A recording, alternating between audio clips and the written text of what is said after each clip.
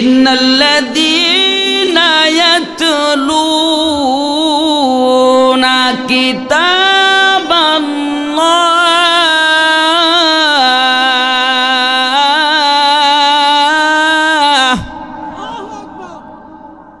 প্রথম নাম্বার ব্যবসা হলো ইন্নাল্লাযীনা ইয়াতলুনা কিতাবাল্লাহ। আল্লাহ পাক বলছেন এ কিতাব যদি কেউ তেলাওয়াত করে, তাহলে এই তেলাওয়াতটা যদি আমি মাওলাকে রাজি খুশি করার জন্য করে, এটাও একটা ব্যবসা। বান্দা এই কিতাবকে তেলাওয়াত করা শুরু করে দিল, আমি মাওলার সাথে ব্যবসা করা শুরু করে দিল। এই ব্যবসায়ী কখনো ওই বান্দার লস হবে না। নবী আলাইহিস সালাতু ওয়াস সালাম বলেন আফদালুল ইবাদাতি তিলাওয়াতুল কুরআন। এই কিতাব যদি কেউ তেলাওয়াত করে, তাহলে প্রতিটা হরফে হরফে রব্বুল আলামিন 10টা করে নেকি দিবেন। সুবহানাল্লাহি ওয়া বিহামদিহি।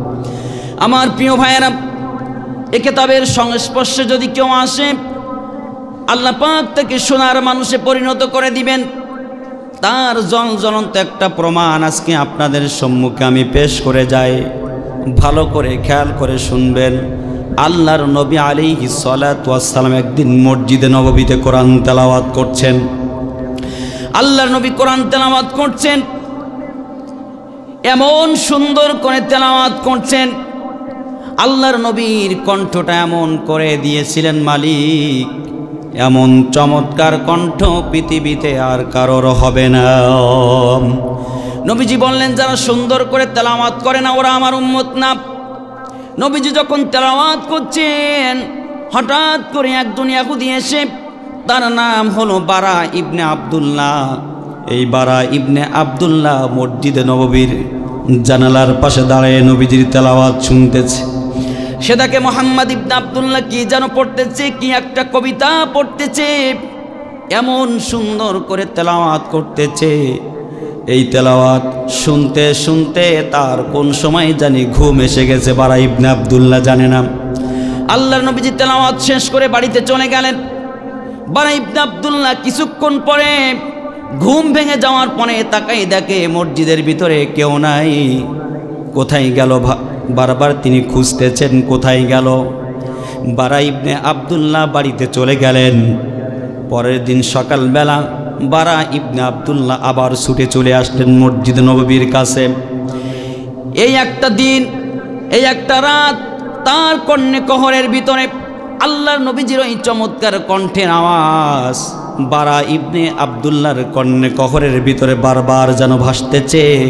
বারবার মন চাইতেছে মুহাম্মাদের কণ্ঠে ওই তেলাওয়াত শুনি। পরের দিন আল্লাহর নবীজি যখন তেলাওয়াত শুরু করে দিলেন, আল্লাহর নবীর তেলাওয়াত শুনে বারা ইবনে আব্দুল্লাহ আবার দাঁড়ায় গেলেন, দাঁড়ায় তেলাওয়াত শুনতেছেন।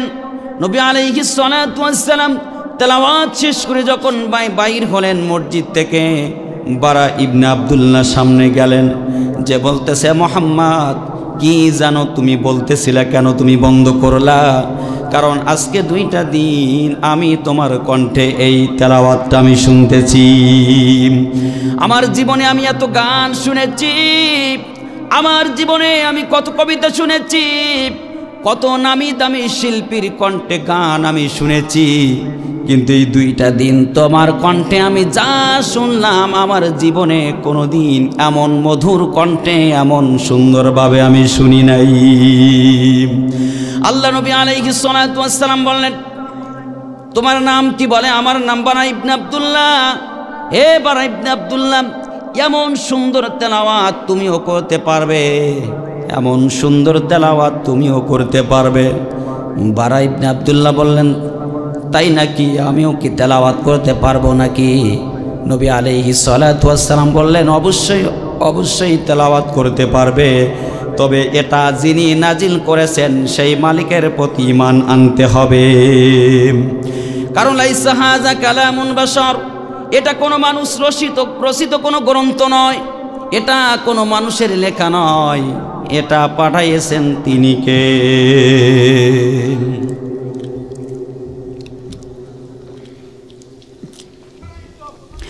এটা হচ্ছেন মালিকের দেওয়া ঐশী বাণী।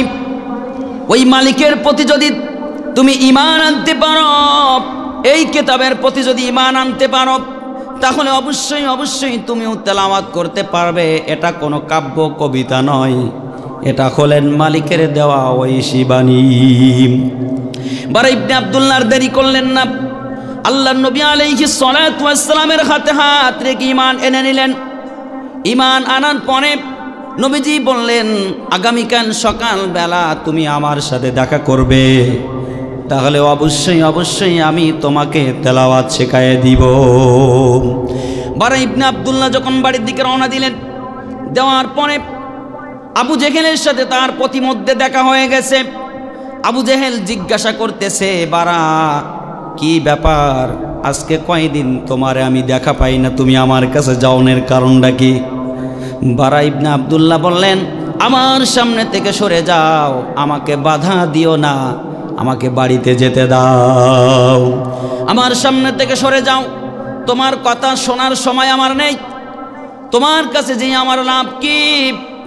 আবু জেহেল তখন বলতেছে, হে বারা, তোমার কণ্ঠের আওয়াজ যেন খুব একটা ভালো মনে হচ্ছে না, তুমি কি ওই মোহাম্মদের দলভক্ত হয়ে গেলে নাকি? কি ব্যাপার, তোমার আওয়াজটা তো আমার কাছে ভালো লাগতেছে না, কি ব্যাপারটা কি? তুমি কি জানো তুমি কার সামনে কথা বলতেছো? কণ্ঠ উঁচু করে কথা বলছো কেন? তুমি জানো না আমি এই মক্কার সবচেয়ে বড় লিডার? তুমি জানো আমি কার সামনে কথা বলি? বারা ইবনে আব্দুল্লাহ বলে, শোন, সামনের থেকে সরে যা, সর। যখন থেকে মুহাম্মাদের হাতে হাত রেখে ঈমান এনেছি, তখন থেকে দুনিয়ার কাউকে ভয় পাই না। সুবহানাল্লাহি ওয়া বিহামদিহি। সম্মানিত প্রিয় ভাইরা, ভয় করব একজনকে, তিনি কে? আপনার আমার খাওয়ানোর মালিক কে? আসমান জমিনের মালিক কে? সুতরাং সেই আল্লাহকে ছাড়া দুনিয়ার কাউকে ভয় করব না। বেঁচে থাকবো যতদিন, কোরআন সুন্নাহর পথে থাকবো ততদিন, সন্তানকে এতিম করতে হয় করব, স্ত্রীকে বিধবা করতে হয় করব, প্রয়োজন হলে বুকের তাজা রক্ত রাজপথে বিলাই দিব, তবু কোরআন সুন্নাহর রাস্তা থেকে এক চুল পরিমাণ সর্বনাশ সর্বনাশ সর্বনাশ। কথা বলেন ঠিক না বেঠিক? বাতিলের কাছে মাথা নত করব না। আপনার আমার মালিককে। সুতরাং মানুষের তৈরি করা আইন দিয়ে কখনো সমাজে শান্তি আসতে পারে না। আসমান জমিন যার, আইন চলবে তার, মনে থাকবে। সম্মানিত প্রিয় ভাইরা, বারা ইবনে আব্দুল্লাহ সিংহের মতো গর্জন দিয়ে কথা বলে। আবু জেহেল বলে, সর্বনাশ, এই যে সাংঘাতিক পাওয়ারটা দিয়েছেন কে? কোরআনের সংস্পর্শে এসেছে যারা, ইমানই একটা পাওয়ার, আলাদা একটা পাওয়ার দিয়েছেন, তিনি কে? আল্লাহ। কারণ যারা কোরআন সুন্নাহর খাদেম, এরা দুনিয়ায় কাউকে ভয় করে না। ওদের সরে যা সামনের থেকে, সময় নাই। আবু জেহেল তখন চিন্তা করলে, যে সাথে ঝামেলা করা মানে আমারই বিপদ। ঠিক আছে যাও, কিন্তু তোমার এই আচরণটা কিন্তু ভালো হয়নি, পরিস্থিতি কিন্তু ভালো হবে না, ওকে জীবন যাবে, তবু দুনিয়ার কারোর সামনে মাথা নত করব না। সম্মানিত প্রিয় ভাইরা, বারা ইবনে আব্দুল্লাহ পরের দিন সকালবেলা নবীজির সামনে আসলেন। আসার পরে আল্লাহর নবীর সামনে এসে যখন বসছেন, আল্লাহর নবী যখন তাকে কোরআন তেলাওয়াত, কিছুটা কোরআন তেলাওয়াত করে যখন শোনালেন, বারা ইবনে আব্দুল্লাহ চোখের পানি টপ টপ করে ছেড়ে দিয়েছে। আল্লাহর নবী চোখের পানি, যখন বারার চোখের পানি দেখার পরে আল্লাহর নবী প্রশ্ন করে, হে বারা ইবনে আব্দুল্লাহ, কি হয়েছে তোমার, তুমি কেন কাঁদতেছ?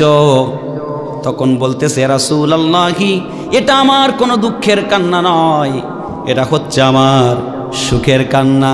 কারণ আমার জীবনে এতটা গান আমি শুনেছি, এত নামি দামি শিল্পীর কণ্ঠে আমি গান শুনেছি, কিন্তু আজকে 2টা দিন আপনার কণ্ঠে যেই তেলাওয়াত, যে আওয়াজ আমি শুনেছি, ইয়া রাসূলুল্লাহি, আমি জীবনে ভুলতে পারবো না। ইয়া রাসূলুল্লাহ, আপনি আমাকে শিখাই দিন, এই তেলাওয়াত আমি করতে চাই। আল্লাহর নবী আলাইহিস সালাতু ওয়াস সালাম বললেন, হে বারা ইবনে আব্দুল্লাহ, এই তেলাওয়াত যদি তুমি করো, এটা একটা আল্লাহর সাথে ব্যবসা করা হবে। মহান মালিক প্রতিটা হরফে হরফে আল্লাহ রাব্বুল আলামিন তোমাকে 10টি করে নেকি দিবেন। কিন্তু আজকে সেই কোরআন আমরা শিখি না, পড়ি না, বোঝার চেষ্টাও করি না। কথা বলেন ঠিক না বেঠিক? দুনিয়ার সব শিক্ষায় শিক্ষিত হব, কোরআন শিখবো না। ও শেখা যাবে না, ছেলেবিলের ও শেখানো যাবে না, কারণ ও শিখলে আলেম হলে হুজুর হয়ে গেলে ও মেলা পুড়ি পুড়ি বেড়াবে, চাকরি হবে না, এ হবে না, সে হবে না, নানান অজুহাত। কিন্তু কসম আল্লাহর কোনো প্রমাণ দেখাইতে পারবা না কোনো আলেমের বাবা মা বৃদ্ধাশ্রমে আছে, এমন কোনো প্রমাণ নাই। কিন্তু এদেশে বহু শিক্ষায় শিক্ষিত হয়েছে, ডক্টরেট পাস করেছে, তার বাবা মা বৃদ্ধাশ্রমে আছে, কিন্তু আলেমের বাবা মা বৃদ্ধাশ্রমে আছে এমন কোনো প্রমাণ আছে? নাই। কোরআন সুন্নাহ যারা পড়ে আর শেখে তারা মা বাবার খেদমতের কথা কোরআনে ছাড়া অন্য কোথাও বলে না। মা বাবার খেদমতের কথা কোরআনে ছাড়া অন্য কথা নেই, কোরআন হাদিসে ছাড়া নাই। কারণ অকদ রব্বুকা আল্লাহ তা'বুদু ইল্লা ইয়া, আল্লাহ পাক বলছেন আমার ইবাদতের পরে মা বাবার খেদমত করে, এই কথাটা বলছেন কে? আল্লাহ, অন্য কোথাও নাই। এখন ঢাকা বিশ্ববিদ্যালয়ের সাবেক প্রফেসর আব্দুল আওয়াল, 3টা সন্তান, একটা আমেরিকায় থাকে, একটা কানাডা আর একটা অস্ট্রেলিয়া, 2টা ছেলে একটা মেয়ে। উনি বৃদ্ধাশ্রমে বসে কাঁদতেছেন আর বলতেছেন সন্তান 3টা লেখাপড়া শিখাইছি ঠিকই, মানুষ করতে পারিনি। আজকে যদি তাকে দিন শিক্ষা দিতাম, আলেম বানাতাম, তাহলে আজকে আমাকে বৃদ্ধাশ্রমে আসা লাগতো না। ও মুসলমান, বর্তমান যে শিক্ষা ব্যবস্থা, শরীফ শরীফার গল্প শিখে তোমার সন্তান মানুষ হতে পারে না, সমকামিতার গল্প শিখে তোমার সন্তান মানুষ হতে পারে না। বর্তমান জামানায় ইসলাম মুসলমান কোরআনের বিরুদ্ধে কথা বলে যারা কথা বলে, তারা এই শরীফ শরীফার গল্প থেকে শিক্ষা নিয়ে শিক্ষিত হয় যারা, কথা বলেন ঠিক না বেঠিক? এই শিক্ষায় শিক্ষিত যদি তোমার আবার সন্তান হয়, আগামী দিন ইমামের কণ্ঠ চেপে ধরবে, আগামী দিন তোমার সন্তান মসজিদ ভাঙবে, আগামী দিন তোমার সন্তান আলেম ওলামার বিরুদ্ধে যেভাবে লেগেছে আরও লাগবে, কথা বলেন ঠিক না বেঠিক? এই জন্য এই শিক্ষা ব্যবস্থা, এই শিক্ষায় শিক্ষিত হয়ে মানুষ হতে পারে না, কারণ শিক্ষিত হলেই মানুষ হওয়া যায় না, মানুষ হতে গেলে মনুষ্যত্ব থাকার দরকার আছে না নাই? জোরে বলেন। এই জন্য সম্মানিত প্রিয় ভাইরা, হাতে ধরি পায়ে ধরি আমার বৃদ্ধ বাবাজিরা, আমার যুবক ভাইরা, মহান মালিক যে কোরআনুল কারীম যে বাণী যে কিতাব নাজিল করছেন, আসুন কোরআন পড়েন। যত পড়বেন, কোরআনের একটা নাম হচ্ছে জিকির, যত পড়বেন তত কলিজা সাফ হবে, যত পড়বেন তত ঈমান বৃদ্ধি পাবে, যত পড়বেন তত মন মানসিকতা চেঞ্জ হবে, যত পড়বেন তত দিলটা নরম হবে, যত পড়বেন তত মালিকের ভালোবাসা পাবেন। আজকে আপনি কার পিছনে স্লোগান দিচ্ছেন? আপনি যে নেতার পিছনে স্লোগান দিচ্ছেন, আপনার নেতা কি 5 ওয়াক্ত নামাজ পড়ে? আপনার নেতা কি কোরআন পড়তে জানে? আপনার নেতাকে কখনো কোরআন শিক্ষা দেওয়ার কথা বলেছে? আপনি কার পিছনে যে জীবনটাকে নষ্ট করতেছেন, আপনার সন্তানটাকে আপনি কি শিক্ষা দিচ্ছেন? ও মুসলমান, কোরআন সুন্নাহ ছাড়া সন্তানকে মানুষ করা যায় না, কোরআন সুন্নাহ ছাড়া সেই নেতা কখনো সমাজকে পরিবর্তনে আনতে পারে না। এই জন্য কোরআন সুন্নাহ যেখানে আমরা থাকবো, ইনশাআল্লাহ আল্লাহ পাক কবুল করুক, বলি আমিন। ইয়াতলুনা কিতাব আল্লাহ, আল্লাহ পাক বলছে তেলাওয়াত কর, তেলাওয়াত কর। আরে এমন একটা ব্যবসার লাইন তোদেরকে জানাই দিলাম, শুধু পড়, ঈমান বেড়ে যাবে, মনটা নরম হবে, মাওলার প্রতি ভালোবাসা বৃদ্ধি হবে, কথা বলেন ঠিক না ঠিক? 2 নাম্বার ব্যবসা করো, ওয়া আকামুস সালাত। আল্লাহ পাক বলছেন যারা নামাজ আদায় করবে, নামাজ পড়া আর আল্লাহর সাথে ব্যবসা করা।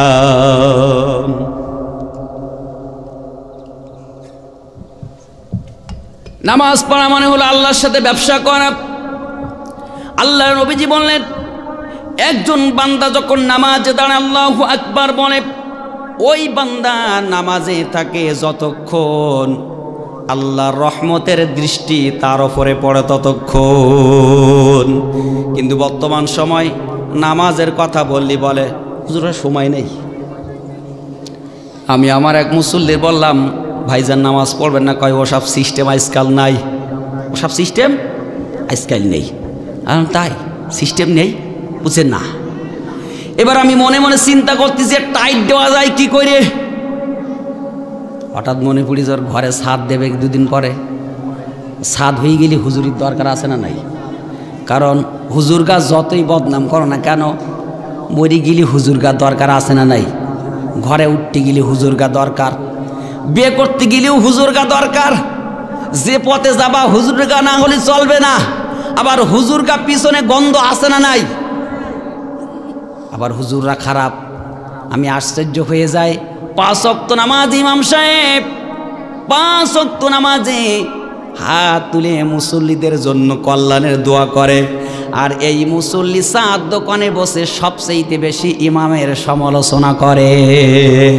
ওই আমাকে হুজুর না এত খারাপ, হুজুর লম্বা জামা পরলেও দোষ, হুজুর একটু বেশি খালিও দোষ, খাটো জামা পরলেও দোষ, উঁচু টুপি মাথায় দিলেও দোষ, খাটো টুপি পরলেও দোষ, ভালো একটা দামি কোট পরলেও দোষ, যা পরবে হুজুরির দোষ।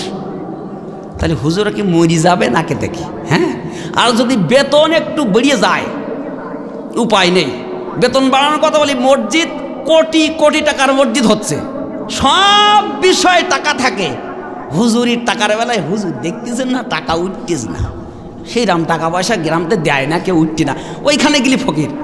ও মুসলমান, তার একটা ফ্যামিলি আছে, পরিবার আছে, যেই মহল্লার যেই ইমাম, ওই ইমাম সাহেবের সন্তানেরা, বাচ্চারা, ফ্যামিলি, স্ত্রী, তারা যদি খাদ্যের অভাবে, বস্ত্রের অভাবে, চিকিৎসার অভাবে ধুকে ধুকে মরে, তাই আমাদের দিন ওই মহল্লার প্রত্যেকটা মুসল্লিকে আসামির কাঠ ঘোড়ায় দাঁড়ানো লাগবে। কথা বোঝেন নাই? মসজিদ একটা বানাইছে 1 কোটি টাকা দিয়ে, ইমামের বেতন জোটে না, কত? 4000 টাকা। ওই যে ভারতের ওই যে শওকত সাহেব, মৌলানা শওকত আলী সাহেব, এক ইমাম সাহেবকে বলতেছে হুজুর বেতন কত? কয় 5000। ভাই নামাজ হবে না। বলিছে ঠিক, কারণ ইমাম সাহেব নামাজে দাঁড়াই তো চিন্তা, টেনশন করবে সব সময় যে 5000 টাকা বেতনে কিভাবে চলবে। কিন্তু ইমামের বেতন বাড়ে না। হায় রে আফসোস, বাবা আমি হাসির খোরাক দেইনি, কথাকে বুঝেছেন? তারপরও এরা হচ্ছে আল্লাহর মেহমান। আপনি যতই ধমক দেন আর যা করেন না কেন, কারণ বর্তমান জামানার মসজিদ মাদ্রাসার সভাপতি হয় তারা, সুদ আর ঘুষ আর দুর্নীতি করে যারা। কথা বুঝতে পেরেছেন? তাহলে সুদখোর, ঘুষখোর, দুর্নীতিখোর যদি মসজিদ মাদ্রাসার সভাপতি হয়, সেই ইমাম সাহেব তো ভালো থাকবে না। কথা বোঝেন নাই? সম্মানিত প্রিয় ভাইরা, আপনাদের এলাকার ভালো, অনেক ভালো, কিন্তু আমি আমাদের ওদিকের কথা বলতেছি। এবার আমার মুসল্লির আমি যখন বললাম নামাজ পড়বো না, কয় ওইসব সিস্টেম নেই। তাই? ঠিক আছে, ভালো, যাও। এবার সপ্তাহখানিক পরে হঠাৎ করে একদিন আসরের নামাজের সালাম পিরায়ে মুসল্লিরা চলে গেল। আমি আর মসজিদের সেক্রেটারি বারান্দায় এসে কেবল দাঁড়ালাম, এমন সময় দেখি ওই বেচারা হাজির। আইসে বলতে সালামু আলাইকুম। ওয়ালাইকুম। আমার কেতে কি ভাই পথ ভুলে আসলেন নাই নাকি? আপনার তো এখানে এই সময় থাকার কথা না। কই হুজুর ঘরে সাধু হয়ে গেছে, একটু মেলাদ পড়তে দিয়ে দিবে, দোয়া করতেই দিবে। আমি তখন বললাম ওইসব সিস্টেম আজকাল নাই।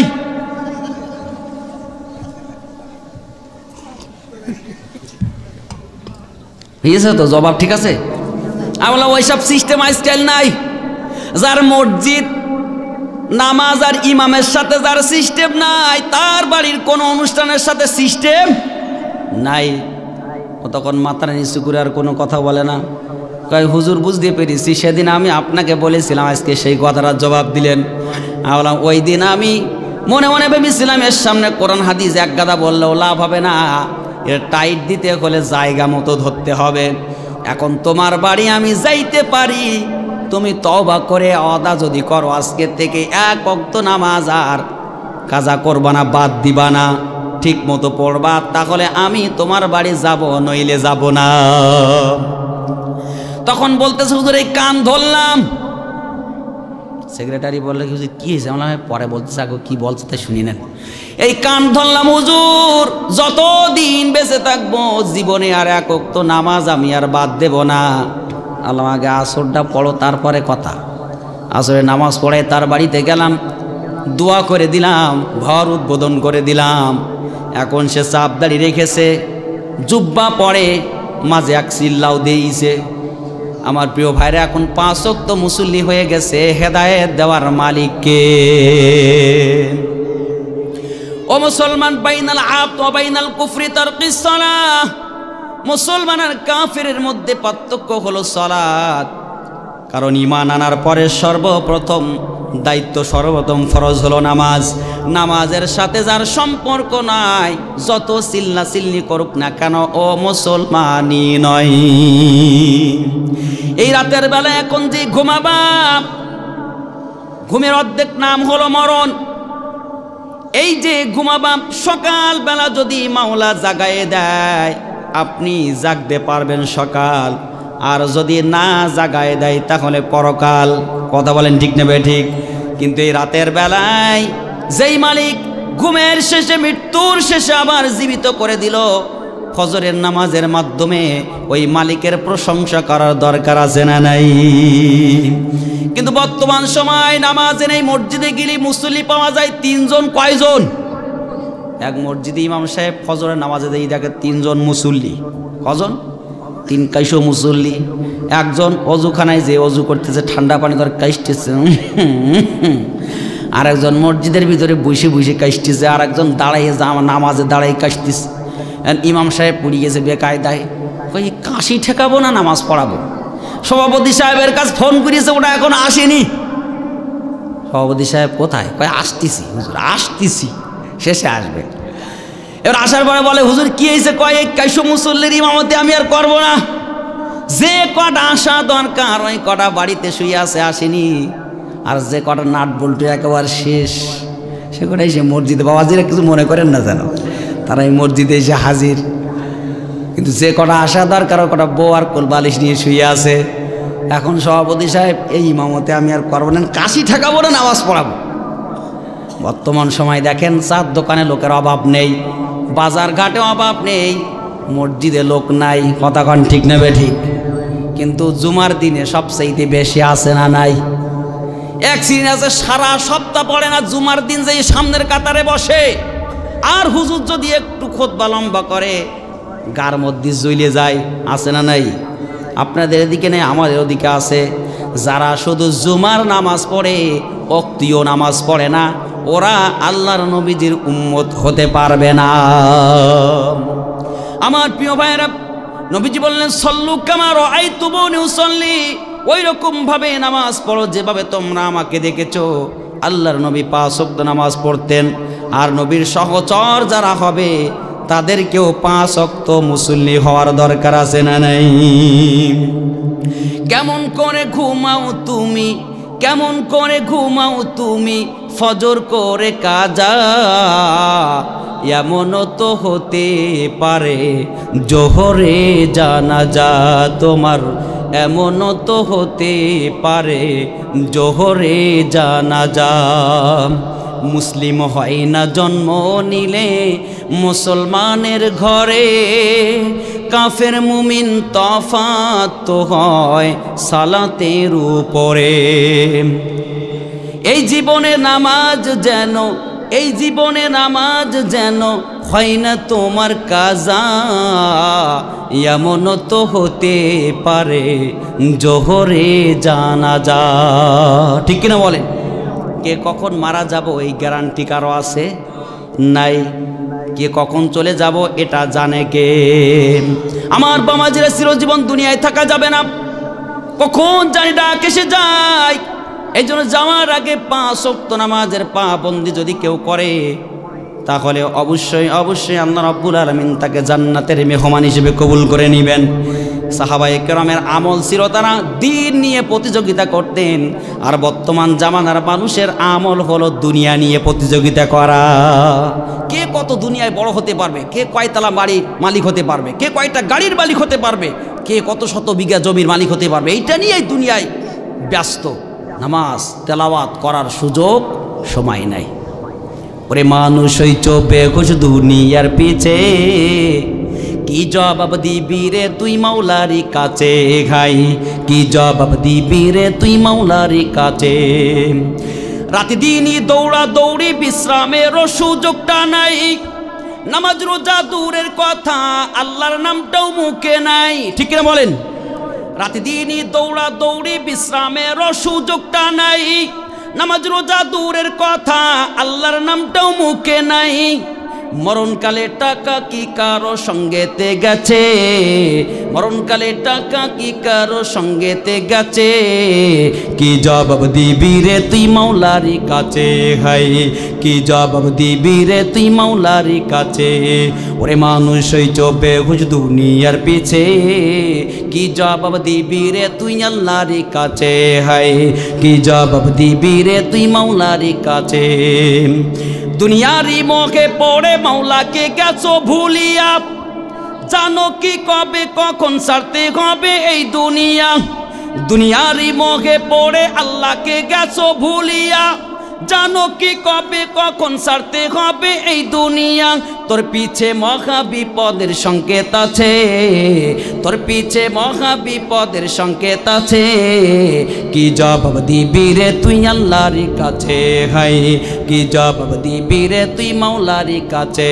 ওরে মানুষ ওই চোপে খুঁজ দুনিয়ার পিছে, কি জবাব দিবি রে তুই আল্লাহর কাছে। হারাম হালাল না মানিয়া কত টাকা করছো কামাই, এত টাকা রাখবা কোথায়, কাপনের তো পকেট নাই, আছে? হারাম হালাল না মানিয়া কত টাকা করছো কামাই, এত টাকা রাখবা কোথায়, কাপনের তো পকেট নাই। টাকা পয়সা লইয়া কি কেউ কবরে গেছে, টাকা পয়সা লইয়া কি কেউ কবরে গেছে, কি জবাব দিবি রে তুই আল্লাহর কাছে, হাই ওরে মানুষ ওই চোপে খুঁজ দুনিয়ার পিছে, কি জবাব দিবি রে তুই আল্লাহর কাছে, হাই কি জবাব দিবি রে তুই মাওলার কাছে। জবাব দেওয়া লাগবে কি লাগবে না, জোরে বলেন। প্রত্যেকটা বান্দাকে আল্লাহর সামনে দাঁড়াতে হবে। সুতরাং আজকের থেকে 5 ওয়াক্ত নামাজ ঠিকঠাকভাবে পড়বেন। কে কে হাত তুলে দেখান, লিল্লাহি তাকবীর। আল্লাহ আমার ভাইদের কবুল করে সবাই বলি আমিন। 5 ওয়াক্ত নামাজ কি জিনিস এবার শুনে নেন, কেমন ব্যবসা। নবী আলাইহিস সালাতু ওয়াস সালাম বললেন, as-salatu khamsun al-jumu'atu wan-jumu'ah। 5 ওয়াক্ত নামাজ যদি কেউ ঠিকঠাকভাবে পড়ে, এক জুমা থেকে আরেক জুমা পর্যন্ত বান্দার সমস্ত সগীরা গুনাহ আল্লাহ পাক মাফ করে দিবেন। বান্দা যখন ওযু করতে যাবে, ওযুর পানি যখন করবে, ওযু যখন করবে, ওযুর পানিগুলা যখন টপ টপ করে পড়বে, নবীজি বললেন ওই ওযুর পানির সাথে বান্দার সগীরা গুনাহগুলো মাফ হয়ে যাবে।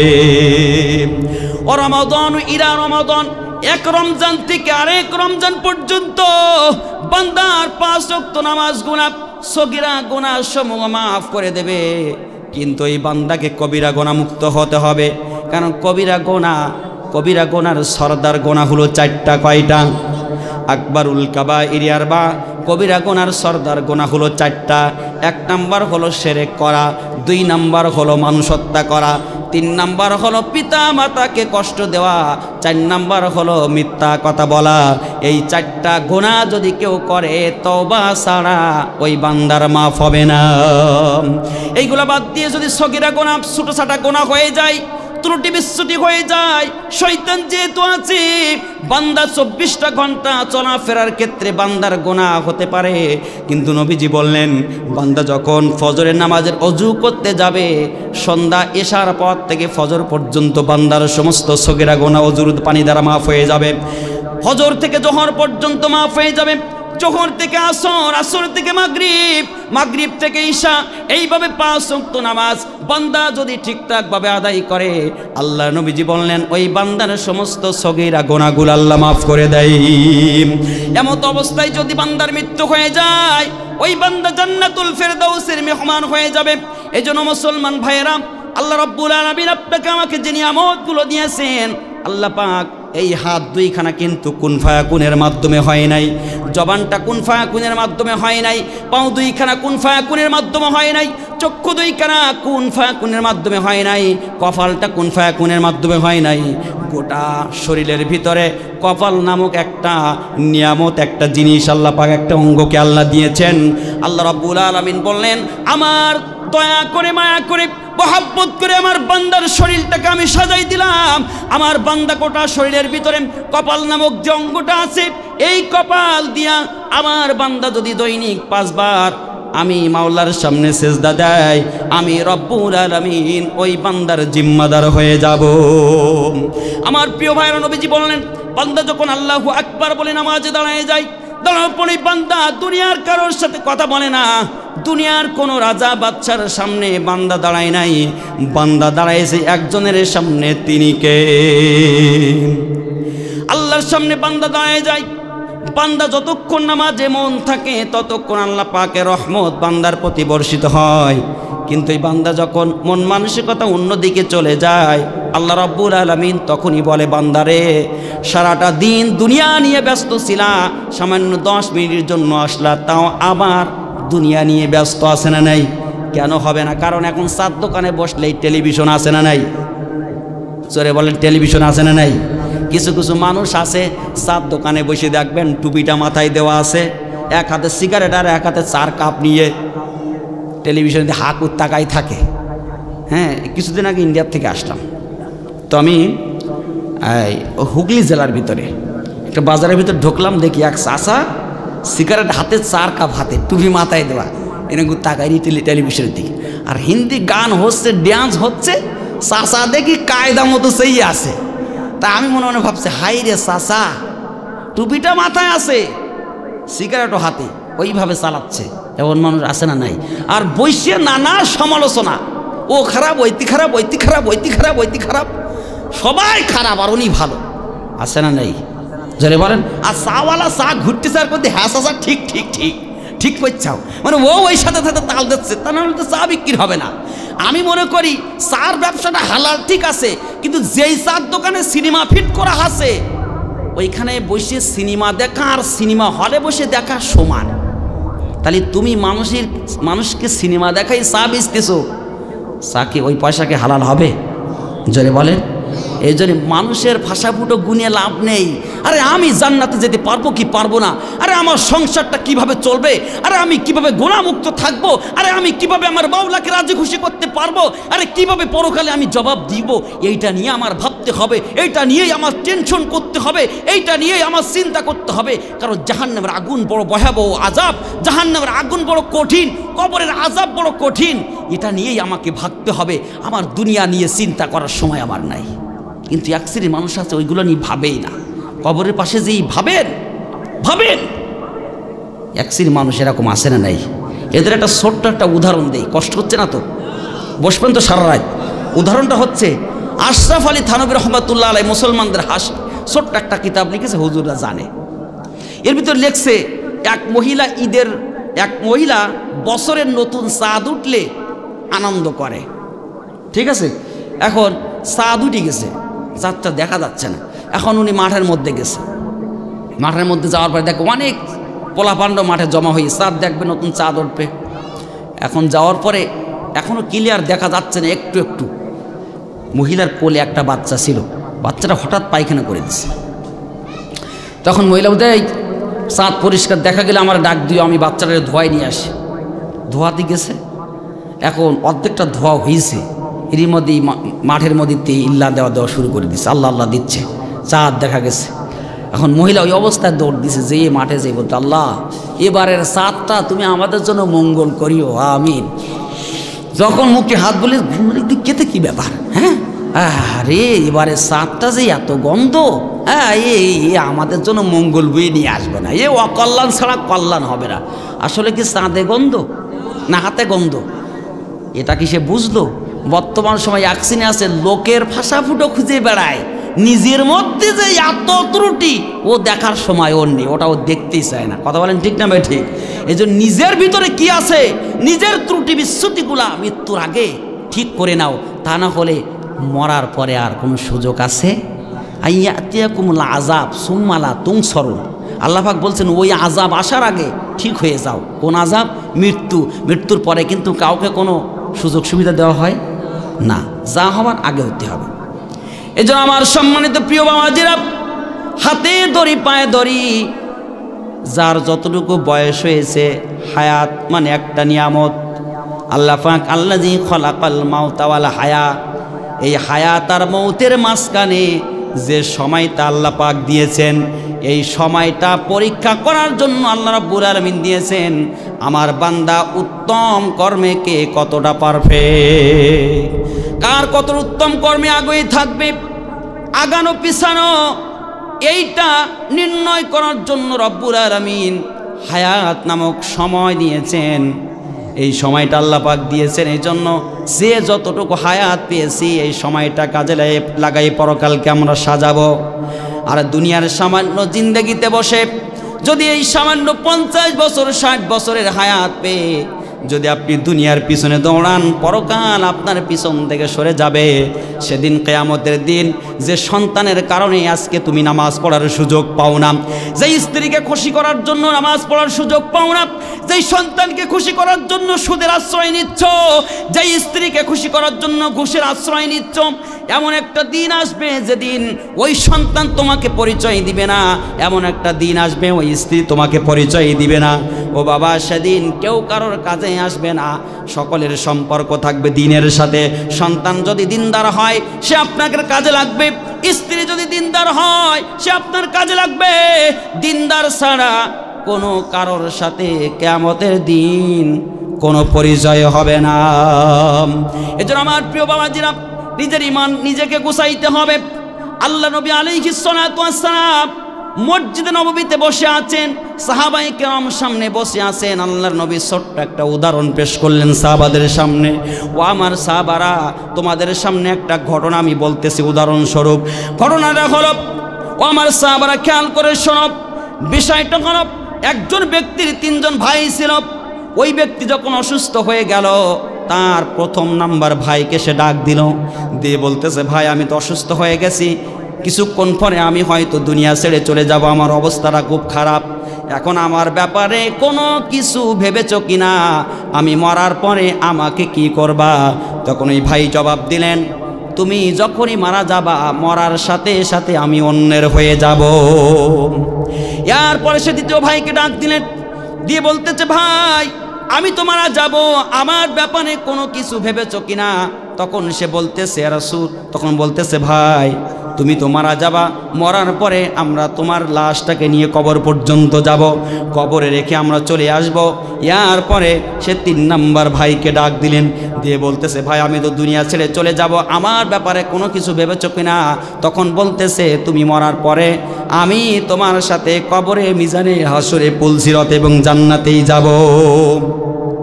আল্লাহ নবী আলাইহিস সালাতু ওয়াস সালাম এবার সাহাবাদেরকে বললেন, আমার সাহাবারা তোমরা বলো তো এই 3 জন ভাইয়ের ভিতরে কে সেরা? সাহাবারা বললেন, রাসূলুল্লাহ 3 জন ভাইয়ের ভিতরে সর্বশেষ নাম্বার ভাই হলো সেরা, যে কবরে, মিজানে, হাসরে, পুলসিরত এবং জান্নাতে যেতে চেয়েছে। আল্লাহ নবী বললেন, এবার রহস্যটা শুনে নাও, এই 3 জন ভাইয়ের প্রথম নাম্বার যে ভাইটা বলেছিল তুমি মরার পরে অন্যের হয়ে যাব, এটা হলো তার অর্থ সম্পদ। সে মরার সাথে সাথে ব্যাংক ভরা টাকা, মাঠ ভরা জমি, এই সম্পদগুলো তার কোনো কাজে লাগবে না। মরার সাথে সাথে তার সম্পদগুলো নিয়ে ছেলে মেয়ে মারামারি করবে, সম্পদ অন্যের হয়ে যাবে, তার আর থাকবে না। কিন্তু সে যদি পেতে চায় দুনিয়ায় বেঁচে থাকতে আল্লাহর ব্যাংকে যেটা জমা করে যাবে সেটাই সে পরকালে পাবে। নবীজি বললেন, প্রথম ভাই হলো তার সম্পদ, দ্বিতীয় নাম্বার ভাই হলো যে বলল কবর পর্যন্ত যাবে, সেটা হলো তার পরিবার পরিজন, আত্মীয় স্বজন, প্রতিবেশী, তারা তাকে নিয়ে কবর পর্যন্ত যাবে, কবরে রেখে তারা চলে আসবে। আত্মীয় স্বজন, প্রতিবেশী, পরিবার কেউ কবরের সঙ্গে যাবে না, তারা কবর পর্যন্ত যেয়ে চলে আসবে। 3 নাম্বার যে ভাইটা বলল কবরে, মিজানে, হাসরে, পুলসিরত এমনকি জান্নাতেও যাব, ওই ভাইটা হলো তার আমল, আমল যতটুকু সে উপার্জন করেছে ওই আমলটুকু তার সঙ্গে জান্নাত পর্যন্ত যাবে। আমার প্রিয় ভাইরা, প্রত্যেকটা মানুষের ভিতরে ঈমান আছে। আজকে যেই ঈমান আপনাকে আমাকে 4 দোকান থেকে ফিরায়ে নামাজ নিতে পারছে না, যেই ঈমান আপনাকে আমাকে আজান শোনার পরে আরামের বিছানা ছেড়ে মসজিদে নিতে পারে না, কিয়ামতের দিন ওই ঈমান কোনোদিন আপনাকে আমাকে জাহান্নাম থেকে জান্নাতে নিতে পারবে না। এজন্য আমার প্রিয় ভাইরা, নবীজি বললেন বেশি বেশি করে ঈমানকে মজবুত করো। আমার প্রিয় ভাই, ঈমান মজবুত করতে হলে সর্বপ্রথম সত্য হলো 5 ওয়াক্ত নামাজ ঠিকঠাকভাবে পড়তে হবে। রাজি আছেন তো ইনশাআল্লাহ? এটা হচ্ছে 2 নাম্বার ব্যবসা। এবার আসেন 3 নাম্বার। 3 নাম্বার ব্যবসা হলো আল্লাহ রাব্বুল আলামিন বললেন ওয়া আনফিকু মিম্মা রাযাকনাহুম সিররাও ওয়া আলানিয়াতান ইয়ারজুনা তিজারাতান লা তাবুর। রব্বুল আলামিন বললেন 3 নাম্বার ব্যবসা হলো ওয়া আনফিকু মিম্মা রাযাকনাহুম সিররা, তোমাদেরকে যার যতটুকু রিজিক দিয়েছি ওটা প্রয়োজন মিটানোর পরে বাদবাকি আল্লাহর রাস্তায় দিয়ে দাও, আমার রাস্তায় দিয়ে দাও। রিজিক মিটানোর পরে যা থাকে আল্লাহর রাস্তায় দিয়ে দাও, এটা দুনিয়া না হলেও পরকালে কাজে লাগবে। এটা একটা ব্যবসা, কারণ রিজিক দেওয়ার মালিককে, অর্থ সম্পদ দেওয়ার মালিককে, দিতে হবে কার রাস্তায়। এখন সব জায়গায় টাকা জোটে, মসজিদ মাদ্রাসার মাহফিলি টাকা জোটে না, আছে না নেই? কারণ এমন মানুষ আছে মসজিদে জুমার দিন 2টা টাকা তাও নিয়ে যায় না। জিজ্ঞাসা করলে কয় হুজুর বাড়িওয়ালা সকালবেলা কাপড় কেচে দিল, এখন সে সেই জামা গায়ে দেয়াইছি, তার টাকা নিতে মনে ছিল না। ঠিকই যখন চার দোকানে যাবে ঠিকই টাকা ওর পকেটে থাকবে, ঠিক কিনা বলেন? এমনও মানুষের সারাদিন 200-300 টাকা শুধু ফু মেরে ছাড়াই দেয়, ফু মেরে উড়াই দেয়, এমন লোক আছে না নাই? ওতে কোনো লাভ আছে?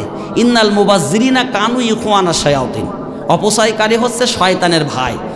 বিড়ি সিগারেট যারা খায় এটা অপচয়, ঠিক কিনা বলেন? যারা খান অসন্তুষ্ট হয়েন না। বিড়ি সিগারেট যারা খাচ্ছেন, 1 নাম্বার কাজ হচ্ছে, 1 নাম্বার আপনার ক্ষতি হলো মৃত্যুর সময় কালেমা নসিব হবে না। কারণ জবানটা দিয়েছেন আল্লাহ পাক, ফাইন্নাল লিসানা জিরমুহু সগীরু ওয়া জুরমুহু কাবীর। জবানটা ছোট্টের কাজটা বড়, অনেক বড়। আর এই ছোট্ট জবানে যদি আপনি একবার মিথ্যা কথা বলেন 7,500 বছর জাহান্নাম। আর এই ছোট্ট জবানে যদি আপনি একবার সুবহানাল্লাহ বলেন, জান্নাতের ভিতরে একটা গাছ তৈরি হয়ে যায়। সেই গাছের ছায়া যদি 500 বছর একটা ঘোড়া দৌড়ায়, গাছের ছায়া শেষ করতে পারবে না। সুবহানাল্লাহ বলি। এই ছোট্ট জবানে যদি কেউ বিড়ি সিগারেট খায়, কালেমা নসিব হবে না। জবান দিয়েছেন কে? জোরে বলেন। এই কাজ, এই অভ্যাস যাদের আছে, দয়া করে মেহেরবানি করে ছেড়ে দেন। ক্ষতি আপনার হবে ভাই, আমার হবে না। এখন এমনও মানুষ আছে সারাদিন 200-300 টাকা উড়াবে শুধু ফু ফু মেরি, মসজিদের বেলায় নেই, টাকা জোটে না, 2 টাকাও দেয় না। আবার অনেক আছে ছেঁড়া টাকা পকেটে বাইর করে দান বাক্স দেয়, আছে না নাই? বাইর করে দেখবেন বেশি ছেঁড়া টাকাটা দেয়। আমার মসজিদে একদিন হঠাৎ করে ক্যাশিয়ার বলতেছে, হুজুর এই এটা টাকা দেশে দেখেন 100 টাকার নোট, এটা চলে না, একদম অসল। মানে ঠিক আছে, ওই টাকাটা আমি খোদবার মধ্যে রেখে দিলাম। পরের জুমায় দেখে আরেকটা 10 টাকার নোট আসছে, সেটাও ছেঁড়া। তো এখন আমি ওই দিন আলোচনার শেষে আমি বলতেছি, এই টাকাটা যে দিয়েছে আল্লাহ জান তার অর্থ সম্পদ ধ্বংস করে দেয়। মুসলিমরা সব বলতে আমিন, জোরে আমিন করে উঠিস। কারণ ও ছিল সামনে, আর সামনে থাকার পরে যাক কিছু বলল না। এখন নামাজ শেষে আমার রুমে এসে বলতেছে, হুজুর ভুল করে আমি টাকাটা দিলাম, তা আপনি আবার বদদোয়া করে দিলেন, সর্বনাশ হয়ে গেছে। তাহলে আপনি দিয়েছিলেন? এই আপনি সত্য কথা বলেন, আপনার পকেটে টাকা ছিল না? কথা হুজুর সত্যি কথা বলতে ছিল, বড় নোট ছিল, তা আমি এই একটা ছাড়া আমার কাছে ছিল না, সব বড় নোট। তাহলে নাই না দিতেন, তাহলে আপনি ছেঁড়া টাকাটা দিলেন কেন? যে ছেঁড়া টাকা দিলাম, এখন ইমাম সাহেব আর মুসল্লিরা ভোগে ভুগুক, কমিটির লোক ভোগে ভুগুক, টাকা দিলেন কেন? এখন ও তো হুজুর বদদোয়া তোলা যায় না। আরে হ্যাঁ যাবে, টাকা লাগবে 1000 টাকা দিবা, আমি মুসল্লিদের সামনে তোমার এই বদদোয়া উঠাই নেব, এর বেশি ফি লাগবে 1000, রাজি? এখন এই জুমার দিন মসজিদের মধ্যে বদদোয়া হয়েছে, হুজুর এ তো আমার ধ্বংস ছাড়া কোনো হবে না। ঠিক আছে, আমি 1000 টাকা দেবো, হুজুর একটু কম হবে না? কোনো কম নেই। পরের জুমায় যে 1000 টাকা যখন আমার হাতে দিল, মুসল্লিদেরকে বলতেছি, গত জুমায় যে বদদোয়াটা করেছিলাম ওটা ফিরাই দিতে হবে। কেন হুজুর কি হয়েছে? আমরা কি শোনাশোনার দরকার নেই, ফিরাই দিতে হবে তাই জানি। এবার 1000 টাকা দিলাম আর বললাম, আল্লাহ ভুল করে ফেলেছে, আল্লাহ তুমি মাফ করে দিও, এই দোয়া করে দিলাম। আমার প্রিয় ভাই একসি মানুষ আছে ছেঁড়া টাকা দান বাক্সই দিয়ে দেয়, এই জন্য উত্তম জিনিসটা দিবেন। ফকির মিসকিনের হাতে 1 টাকার কয়েল দিবেন না, ও কিন্তু বিপদে পড়ে যাবে। কারণ দিবেন ভালো জিনিসটা, ভালো 2 টাকা 5 টাকা নোট দিবেন, এমনভাবে দিবেন যেন ওই টাকাটা নিয়ে যেন কাজে লাগাইতে পারে। কিন্তু গেলেই 1 টাকা দিয়ে দেয়, অনেকে ধমক দেয়, আসে না নাই? একটা কথা শুনে নাও, গরিব দুঃখী অসহায়ের কান্না শুনে যদি তুমি কান বন্ধ করো, নবীজি বললেন এমন একদিন আসবে যেদিন তুমি কানবা, তোমার কান্নাও কেউ শুনবে না। এজন্য গরিব মিসকিন অসহায়দেরকে কখনো ধমক দিবেন না, কারণ তার হক আপনার ভিতরে আছে, এই জন্য সে আপনার কাছে হাত পেতেছে। পারলে দিবেন, না পারলে তাকে সুন্দর ভাষায় বলে দিবেন, বাবা মাফ করো না, এইভাবে বুঝাই দিবেন। বর্তমান সময় এক সিনে আছে টাকা পয়সাগুলো বিভিন্ন কাজে নষ্ট করতেছে ও মুসলমান, অথচ কত মানুষ না খেয়ে রাস্তায় ঘুরে বেড়ায় আছে না নাই? গত কয়েকদিন আগে সাতক্ষীরার শহরে আমি বসে আছি, এমন সময় একজন বৃদ্ধ বাবাজি, চুল দাড়িগুলা সাদা, আমার কাছে এসে চোখের পানি ছেড়ে দিয়ে কাঁদে আর বলে, বাবা সকাল থেকে কিছু খাইনি, বাবা আমাকে একটু খাওয়ানো যায় কিনা? আমি তাকায় দেখলাম তার পায়ে দুইখানা জুতা আছে, ছেঁড়া জুতা, গায়ের কাপড় চোপড়গুলা ময়লাই মিশ্রিত ছিঁড়া। আমি জিজ্ঞাসা করলাম, বাবাজি ছেলে সন্তানাদি কয়জন? তিনি বললেন, আমার 4টা সন্তান, একটা মেয়ে আর 3টা ছেলে। কেউ আমাকে দেখে না, ছোট্ট একটা ঘরে আমি আর আমার স্ত্রীকে নিয়ে আমি থাকি। সারাটা দিন মানুষের দ্বারে দ্বারে চেয়ে যা পাই সেটা দিয়ে বাজার করে আমি খাই। আমি তখন চোখের পানি ছেড়ে দিলাম, দিতে বাধ্য হলাম, কারণ আমার মা নাই, আমার বাবা বাড়িতে আসছে, আমি গরিবের সন্তান। আমি চোখের পানি ছেড়ে দিলাম। আমার যদি অর্থ থাকতো, যোগ্যতা থাকতো, আমি এই জান্নাতগুলা, ফেলে দেওয়া জান্নাতগুলাকে কুড়াইয়ে নিয়ে আমি আদর যত্ন খেদমত করতাম। ও মুসলমানের সন্তান, তোমার মা বাবা তোমার জান্নাত। তুমি যদি জান্নাত কামাই করতে চাও, যত বড় নামাজি হও না কেন, যত বড় হাজি হও না কেন, যত বড় আলেম হও না কেন, যত বড় দানবীর হও না কেন, তোমার মা বাবা যদি তোমার পর অসন্তুষ্ট থাকে, কসম, আল্লাহর কসম করে বলি, আল্লাহর জান্নাত তোমার জন্য হারাম হয়ে যাবে। এই জন্য মা বাবা যাদের বেঁচে আছে, আমার কলিজার টুকরা যুবক ভাইরা, মায়ের পাও জোড়াই ধরে কাঁদো। মায়ের পাও জোড়াই ধরলে তোমার সম্মান কমবে না, কারণ মায়ের পাও জোড়াই ধরলে তোমার সম্মান বৃদ্ধি করে দিবেন তিনি কে। এজন্য আমার প্রিয় বাবাজিরা, যাদের মা বাবা বেঁচে আছে, খবরদার কষ্ট দুঃখ দিবেন না। আমি তাকে নিয়ে যে হোটেলে খাওয়ালাম, 2খানা জুতা কিনে দিলাম, 1000 টাকা তার হাতে আমি দিলাম, বললাম, বাবাজি জামা কাপড় কিনে নেবেন। আমার খুবই দুঃখ লাগলো, আফসোস লাগলো। সন্তান তার সব কিছু জোটে, স্ত্রীর জন্য শাড়ি জোটে, সন্তানের জন্য কাপড় চোপড় জোটে, সন্তানের প্রতি মাসে হাত খরচ দেয় 10,000 টাকা, কিন্তু বাবার পান সুপারি খাওয়ার জন্য 100 টাকা ছেলের জোটে না। এমন সন্তান আছে না নাই? জোরে বলেন। আবার এমন ফ্যামিলিতে আছে যে বড় ভাই ছোট ভাইয়ের জমি জমাগুলো সব একা মেরি খাচ্ছে, আছে না নাই? শরিক ফাঁকি দেওয়া লোক আছে না নাই? ভাই বোনের জমিগুলো ঠিক মতো এখনো দেয়নি, অথচ 5 ওয়াক্ত নামাজ পড়ে। শুধু নামাজ পড়লেই কিন্তু মুসলমান হওয়া যাবে না। ইসলাম কিন্তু শুধু নামাজের মধ্যে সীমাবদ্ধ না, কারণ হকুল্লাহ আর হকুন নাস, আল্লাহর হক আর বান্দার হক, হকুল ইবাদ, বান্দার হক। বান্দার হক ঠিকঠাকভাবে দিতে হবে। কিয়ামতের দিন আপনি উঠবেন, আল্লাহ বলবেন, বান্দা নামাজ পড়েছিল, বলে হ। রোজা রাখছিল, বলে হ।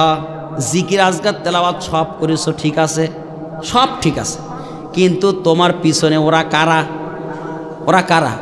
কয় ওরা জানি তো, ওই তোমার ভাই বোন প্রতিবেশী দাঁড়িয়ে আছে, যাদের মেরি কেটি খাইয়ে তুমি আইসাও, যাদের শরিক ফাঁকি দিয়ে, অর্থ সম্পদ ফাঁকি দিয়ে আইসাও, তারা তো পিছনে। ওরা যদি মাফ করে, আমি আমার জান্নাত তোমার জন্য খোলা, আর ওরা যদি মাফ না করে, আমার জান্নাত তোমার হবে না। এই জন্য খবরদারি, 1 ইঞ্চি কারোর ফাঁকি দেওয়া যাবে। আমার সামনে 1 কোটি টাকা পড়ে থাকবে, নেব না, ওটা আমার আরেক ভাই, আমি নেব না। আমি মুসলমান, আমি গর্বিত, আমি মুসলিম, আমি কোরআনের সৈনিক, আমি আল্লাহর নবীজির উম্মত, আমি ওই টাকায় হাত দিব না, আমি কারোর সম্পদ অন্যায়ভাবে গ্রাস করব না। এটা নবীজির আদর্শ নয়। কথা বলেন ঠিক নেবে ঠিক? আমার সম্মানিত প্রিয় ভাইরা, আল্লাহ রাব্বুল আলামিন আমাদের হেফাজত করুক, সবাই বলে আমিন। 3 নম্বর ব্যবসা, যে তালিব আল্লাহ পাক যে রিজিক দিয়েছেন, ব্যয় করতে হবে প্রয়োজন মিটানোর পরে। যত দান করবেন তত সওয়াব কৃপণতা করা যাবে। এমনও ব্যক্তি আছে হাতের ফাঁকা দিয়ে পানি যায় কিন্তু টাকা বেরোয় না, আছে না নাই? আবার আপনি যদি কৃপণতা করে সংসারে যদি কৃপণতা করে খরচ না করেন, বউ বাচ্চাকে না খাই দেন, এমনও ব্যক্তি আছে সপ্তাহ যায় বাজারঘাট করে না, আছে না নাই? বউ প্রত্যেক দিন ঝুড়ি দিয়ে শাকের পাতা তুলতে যায়, আছে না নাই? টাকা শুধু জমা করতে, কিন্তু এই জমা করা টাকা তো আপনার সঙ্গে যাবে না।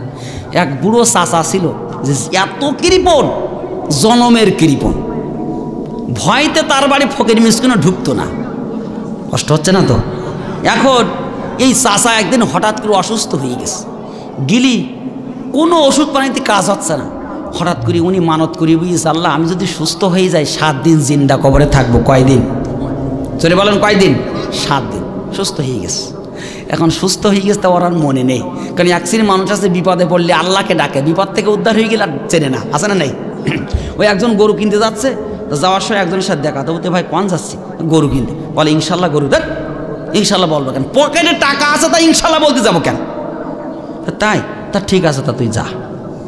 বাজারে ঘোরাফেরা করতেছে, পকেট বেরিয়ে এসে পকেটে টাকা তুলে নিয়ে গেছে। এখন কিন্তু গরুওয়ালাদের সাথে দাম দর করা সব কমপ্লিট। এখন আমি বোঝানোর জন্য বলতেছি, এখন পকেটে টাকা নেই, কেতে কি গরুওয়ালারা বলতে মিয়া ফাজলামি করতে আইছো, হ্যাঁ টাকা নেই, বাজারে এসে ডিস্টার্ব করো, বলে ঘাট টাকা দিয়ে বাইর করে দিছে। এবারে মনটা খারাপ আস্তে আস্তে আসতেছে। প্রতিমধ্যে সেই লোকের সাথে আবার দেখা, ও তো ভাই কি ব্যাপার? কই গরু কিনতে গেলাম ইনশাল্লাহ, পকেটে টাকা ছিল ইনশাল্লাহ, পকেট মারি টাকা নিয়ে গেছে ইনশাল্লাহ, গরুওয়ালারা ধাক্কা ধুক্কি দিয়েছে ইনশাল্লাহ। এখন মনটা খারাপ ইনশাল্লাহ, ঝামেলা করিও না ইনশাল্লাহ, পথ সামনের থেকে সরিয়ে যাও ইনশাল্লাহ। বলতেছে ভাই এখন আর ইনশাল্লাহ বলে লাভ নেই, এটা যদি আপনি আগে বলতেন আল্লাহর নাম নিয়ে যেই কাজটা শুরু করবা ওই কাজের জিম্মাদার হয়ে যায় কে? এজন্য আমার প্রিয় ভাইয়ের এক সিন আছে, বিপদে পড়লে আল্লাহকে ডাকে, বিপদ থেকে উদ্ধার হয়ে গেলে আর চেনে না। চাচারও মনে নেই। এইবার প্রথম দিন স্বপ্ন দেখিস, ও চাচা তুমি যে অসুস্থ হয়ে গেলে বলে জিন্দা কবরে থাকবো, তা কই? সকালবেলা ওটা চিন্তা করতে এরম স্বপ্ন ও সবাই দেখে, ও শয়তানি মনে হয় দেখাতে পারে, ও কোনো ব্যাপার না। পরের দিন আবার দেখেছে, কেতে কি ব্যাপার? কালকেও একই, আজকেও একই স্বপ্ন দেখলাম, কেতে কি ব্যাপার? না ও শয়তানি হতে পারে। পরের দিন আবার দেখেছে স্বপ্ন, তার মধ্যে না আসলে যে তাই তো আমি তো বলি ফেলাইলাম।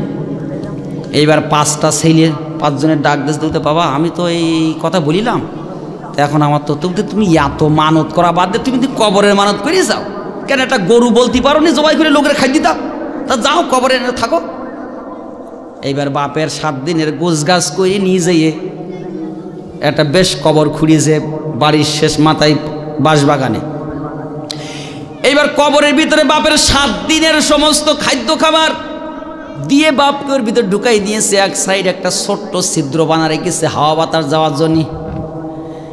এবার আবার প্রিয় ভাইরা 3 দিন 4 দিন 5 দিন যখন পার হয়ে গেছে, বৃদ্ধ ক্লান্ত হয়ে গেছে।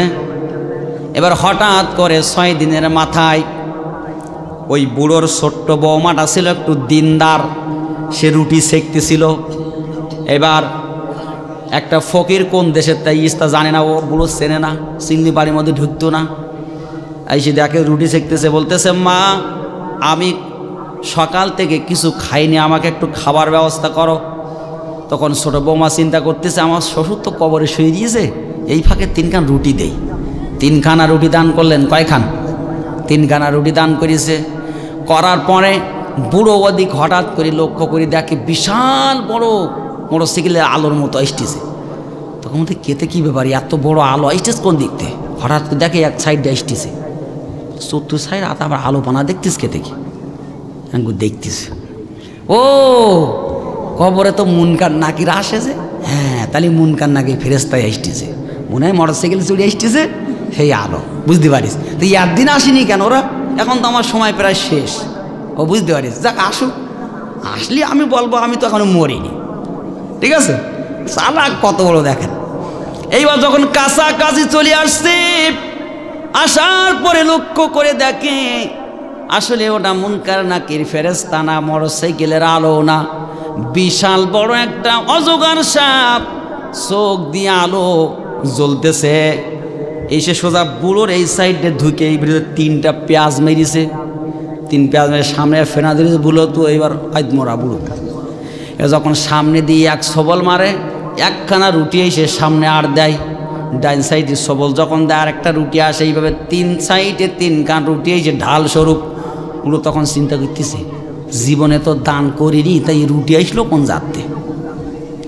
যাকে এবার সাপ চোপ দিয়ে যখন সাপ চলে গেছে, 7 দিন পার হয়ে যাওয়ার পরে ছেলেরা যে কবর খুঁড়ে বাপকে উঠালো, উঠে বলতেছে তাড়াতাড়ি ডাক্তার কবিরাজ ডাক। ডাক্তার কবিরাজ ডেকে ট্রিটমেন্ট করা হলো। বাবার যখন একটু স্বাভাবিক হয়েছে, সবাইকে ডেকে এক জায়গায় বসাই, ছেলে মেয়ে সবাইকে ডাক দিলেন, দিয়ে বলতেছে শোন, তোরা 5 ভাই 5 বিঘা জমি রেখে সব আল্লাহ রাস্তায় দান করে দে। এবার বড় ছেলে বলতেছে আব্বা মনে এখনো অসুস্থ, আব্বা এখনো ঠিক হয়নি, আমার এই কটা ছেলে মিলে আমার ওই কটা 1 বিঘা জমি নিয়ে কী করবো, কবরের তো এসে কি বাবাকে পাগল হয়ে গেল নাকি? কসে ওরে আহাম্মক, আমার কবরে রুটি দিয়েছিল সেই কথা আগে কে দিয়েছিল? ছোট বৌমা কয় আব্বা আমি দিয়েছিলাম। ওটা দিনদারও বুঝতে পেরিস, কয় বাপ যে কৃপণ আমার শ্বশুর, তা মনে হয় 3 কান রুটিতে মনে হয় কাজ হয়েছে। বুঝছে আব্বা জান আপনি যখন কবরে ছিলেন এই 3 কানা রুটি আমি দান করেছিলাম। তখন বলতে তুমি আমার বাঁচাইছো, তুমি আমার মা। এইবার বলতেছে শোন, বড় ছেলের বলতেছে আহাম্মক, কবরের সাপের ঠাসা গুতা যদি তুই বুঝদিস এই কথা জবান দিয়ে বলতি না। ওরে বাঁচতে চাইস তো তাড়াতাড়ি দান কর, কারণ এই অর্থ সম্পদ যদি এর হক আদায় না করা হয় মরার সাথে সাথে কবরে গেলে সাপ হবে। আজকে মানুষের ফাঁকি ঝুঁকি দিয়ে সুদ ঘুষ খেয়ে রাতের আধারে যে মানুষের পকেট থেকে টাকা নিয়ে আসতেছ, একটা কথা শুনে নাও, মরার সাথে সাথে কবরে সাপ হয়ে তোমার সামনে দাঁড়ায় যাবে। এজন্য আমার প্রিয় ভাইয়ের নবীজি বললেন আল হাসবুল মাল আকরামুত তাকওয়া। দুনিয়াওয়ালাদের কাছে টাকাওয়ালারাই প্রিয়, কিন্তু আমার মাওলার কাছে তাকওয়াবানরাই প্রিয়। কার কত অর্থ আছে, কার কত টাকা আছে, এটা আমার মাওলার কাছে বিষয় না। আমার মাওলার কাছে দাবি হলো সেই ব্যক্তি তাকওয়া আছে সব চাইতে বেশি যার। এজন্য আমার প্রিয় ভাইয়েরা, অন্যায়ভাবে কারো সম্পদ গ্রাস করব না। রাজি আছেন তো? আল্লাহ কবুল করুক, হেফাজত করুক বলি আমিন। আমার প্রিয় ভাইরা, যে যা পারি, যার যে সামর্থ্য আছে সেই অনুযায়ী আল্লাহ রাস্তায় দান করবো। রাজি আছেন ইনশাআল্লাহ? কারণ অর্থ সম্পদ দেওয়ার মালিক কে? মেহেরবান তুমি, মেহেরবান, মেহেরবান তুমি, মেহেরবান, মেহেরবান তুমি, মেহেরবান, মেহেরবান তুমি, মেহেরবান। আমি পাপী গুনাহগার, তুমি ছাড়া কে আছে আর? আমি পাপী গুনাহগার, তুমি ছাড়া কে আছে আর? ক্ষমা করো ওগো প্রভু, তওবা করি বারে বার। এরাকিমু রহমান একারিমু মেহেরবান, এরাকিমু রহমান একারিমু মেহেরবান। মেহেরবান তুমি, মেহেরবান, মেহেরবান তুমি, মেহেরবান। জেনে না জেনে হাজার পাপের সাগরে ডুব দিয়েছি, পথ হারিয়ে ভুলে, বুঝে না বুঝে হাজার পাপের সাগরে ডুব দিয়েছি, পথ হারিয়ে ভুলে। নিজের প্রতি নিজে সকাল বিকাল সাজে জুলুম করেছি বারে বার। রাহিমু রহমান একারিমু মেহেরবান, মেহেরবান তুমি মেহেরবান, মেহেরবান তুমি মেহেরবান, মেহেরবান তুমি মেহেরবান, মেহেরবান তুমি মেহেরবান। আমি পাপী গুনাহগার, তুমি ছাড়া কে আছে আর, ক্ষমা করো ওগো প্রভু, তওবা করি বারে বার। এরাগিবু রহমান একারিবু মেহেরবান, মেহেরবান তুমি মেহেরবান, মেহেরবান তুমি মেহেরবান, মেহেরবান তুমি মেহেরবান, মেহেরবান তুমি মেহেরবান। ধরে বলি আমিন। কষ্ট হচ্ছে আমার প্রিয় বাবাজিরা? তাহলে ব্যবসা কয়টা মনে থাকবে তো? 1 নম্বর হচ্ছে তেলাওয়াত করা, 2 নম্বর হচ্ছে সালাত আদায় করা, 3 নম্বর হচ্ছে দান করা। এই 3টা ব্যবসা করব আমরা কার সাথে? এটা হচ্ছে এই ব্যবসা 3টা করতে হবে একমাত্র আল্লাহকে রাজি খুশি রেখে। নামাজ পড়ব, কে কি বললো আমার যায় আসে না, আমার মাওলা খুশি হলেই হলো। তেলাওয়াত করব, কে কি বললো ওটা আমার যায় আসে না, আমার মাওলা খুশি হলেই হলো। ঠিক আছে? দান করব, সেলফি তোলা দান না। আজকাল তো 500 গ্রাম চাইল দান করে 50 জন লোক পিছনে, এই ছবি তোলো, আছে না নাই? ওরম দানের কোনো মূল্য নেই। কথা বলেন? একটা মাস্ক দিচ্ছে, তাও 10 জন ধরি সেলফি তুলি। আহা, এই দান করি বা দানবীর হবা? অত সোজা না। দান করব একজনকে রাজি খুশি করার জন্য, তিনি কে? আল্লাহ। গোপনে বা প্রকাশ্যে যেভাবেই হোক, নিয়ত থাকবে ভিন্ন। প্রিয় ভাইরা, আল্লাহ রাব্বুল আলামিন আমাদের কবুল করুক, সবাই বলি আমিন। সম্মানিত প্রিয় ভাইরা, রাত 12টা বেজে গেছে, ফজরের নামাজ আছে না নাই? এখন যদি নামাজ যদি কেউ না পড়ে, এখন ওয়াদা করতে হবে, যারা বসে আছেন ফজরের নামাজ পড়বেন তো? জোরে বলেন, আর তুলি দেখান। আল্লাহ কবুল করুক, সবাই বলি আমিন। যাই হোক, আজকে ইমাম সাহেব, আপনি তো ইমাম সাহেব, আজকে ফজরে মুসল্লি জাগাতে পারবেন না আপনি।